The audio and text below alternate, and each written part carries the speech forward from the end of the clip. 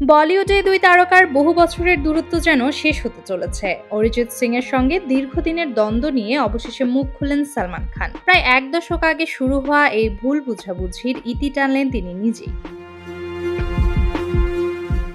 Big বস 19-এর সাম্প্রতিক এক পর্বে কৌতুক শিল্পী রবি গুপ্তা মজার ছলে বলেন, আপনার সামনে আসতে ভয় লাগে, কারণ অনেকে বলে আপনার মুখটা নাকি অরিজিৎ সিং এর মতো। জবাবে সালমান খান হাসতে হাসতে বলেন, অরিজিৎ সিং খুব ভালো ছেলে, আমার ভালো বন্ধু। আমাদের মধ্যে একটু ভুল বুঝাবুঝি হয়েছিল, আর সেটা আমার দিক থেকেই হয়েছিল। সালমানের এই স্বীকারোক্তি সামাজিক মাধ্যমে ব্যাপক আলোচনার জন্ম দিয়েছে। অনেকেই মনে করছেন এক দশক আগে শুরু হওয়া এই ঠান্ডা লড়াইয়ের অবসান ঘটছে অবশেষে।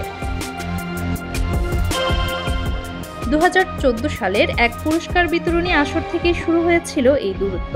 সেদিন সঞ্চালক ছিলেন সালমান, আর সাধারণ পোশাকে মঞ্চে ওঠেন অরিজিৎ। মজার ছলে সালমান জিজ্ঞেস করেন, ঘুমাচ্ছিলে নাকি? উত্তরে অরিজিৎ সিং বলেন, আপনারাই ঘুম পাড়িয়ে দিয়েছেন। দর্শক হাসলেও সালমান কথাটি ভালোভাবে নেননি বলে জানা যায়।